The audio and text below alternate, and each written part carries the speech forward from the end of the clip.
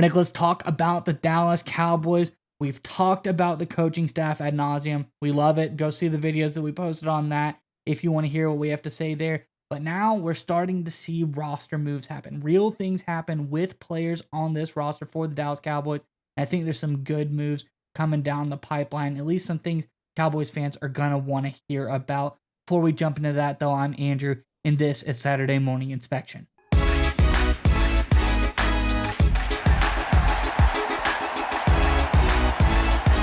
All right, Nick, as I alluded to, some roster moves finally happening for the Dallas Cowboys. I think we got some good stuff coming down the pipeline. Let's jump on into the tweet, and we can talk more about it on the other side. This is from over at Calvin Watkins on X. It says, I'm hearing restricted free agent Kevontae Turpin will get a second-round tender. That'll be $5.34 million from the Cowboys. Unrestricted free agent Carl Lawson and Chauncey Golston might walk.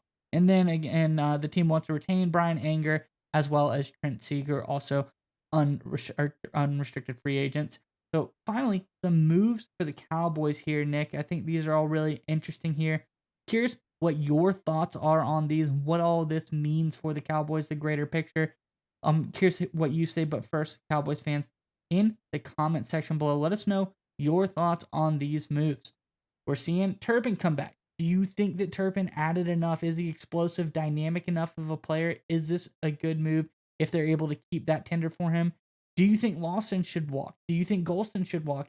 Is there anybody else that you want to see move on this team, either retain or let go? Let us know your thoughts on all things Cowboys roster moves in the comment section below. But nonetheless, Nick, what do you think about these latest moves by Dallas? It's just smart roster management, right? And look, it's not like huge headline grabbers. We're gonna have to see what happens with Oso Odigizua. Seems like their deal is probably gonna happen. There are already reports that they're starting Micah Parsons contract talks, so that's all good stuff. But these are kind of the under the radar moves that are really important. And I actually really like the Turpin second round tender approach as opposed to a long term deal, right? Because he's a good enough player where if someone wants to go and poach Turpin from you, you want to get some really solid draft capital in return. And a second round pick probably makes sense, right? And if you look at any other returner in history, right, one of the things that's really just a shame, but it's true with returners, is they kind of fall off a cliff. And I'm not saying Turpin's going to do that, but historically, look, a lot of these great returners, really Devin Hester's the only exception, is they have a couple really great seasons and they go to nothing, right? That's just how it works. For example, Josh Cribbs in 2009, the great returner for the Cleveland Browns, he had an incredible season. In 2009, he had 4 total kick return touchdowns, 3 kickoffs, 1 punt.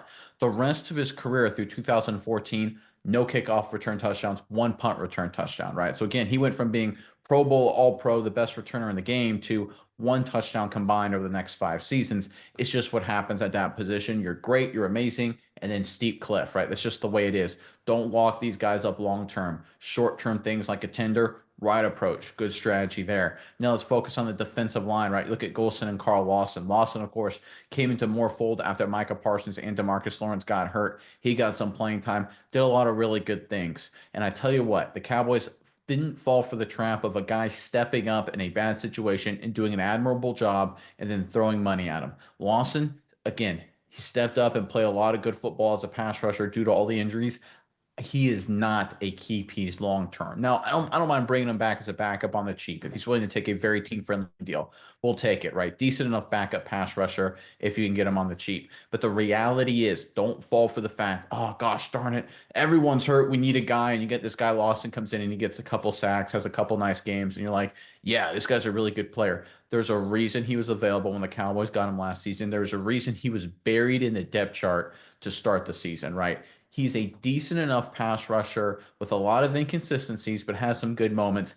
You do not fall for the temptation of the feel-good story of him stepping up when everyone else went down and having a couple good games. Solid roster management there from the Cowboys. And Golston's a classic example, too, of good player, solid player. Let him test the market, right? You want him to come back, but look, if some team is going to be stupid and overpay for him, hey, let someone be stupid. Don't chase him, right? Odigizua is clearly better in his role than Golston is in his, and of course, Micah Parsons is Micah Parsons. Don't throw dumb money at Golston here just to overpay for him. If someone's willing to break the bank for him, God bless him. If not, bring him back on a fair deal. Again, the Cowboys' approach here, it's just good, solid, fundamental roster management football. And that's, again, we've talked about it a lot on this channel. That's what the Cowboys have been this offseason. A lot of things can happen. Free agency's right around the corner. We're going to get some trades, some free agent moves, hopefully. And of course, in the draft, not too far removed from that. But so far, again, just solid, smart decision making from the Dallas Cowboys. Yeah, again, to kind of reiterate your point, especially about Turpin, is another kick returner. RIP. It's unfortunate they passed away this year, but I'm talking about Jacoby Jones. Jacoby Jones, great return man for Baltimore for a few years, but you look in 2013, that was the year that was the beginning of the end for him as far as when it came to Baltimore. He had 89.8 return grade per PFF. The next year, 58.5, and the year after that, in 2015, 36.2. So it literally was one of the best return men in the league. He was very dynamic, really explosive.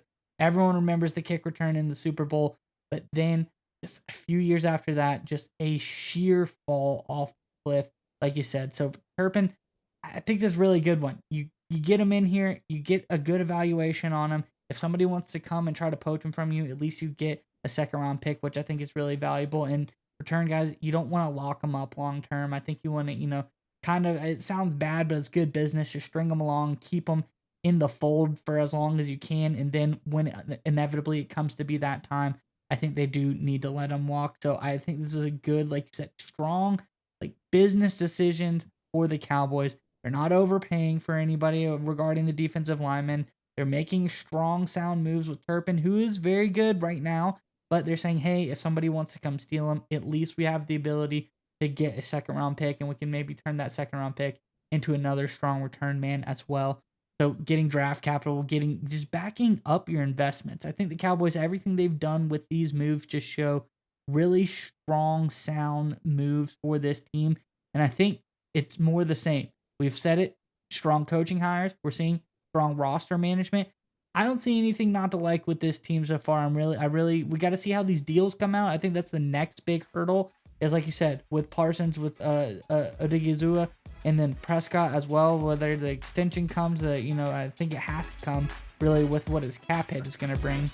But those are the next things to follow. But so far, really good for the Dallas Cowboys.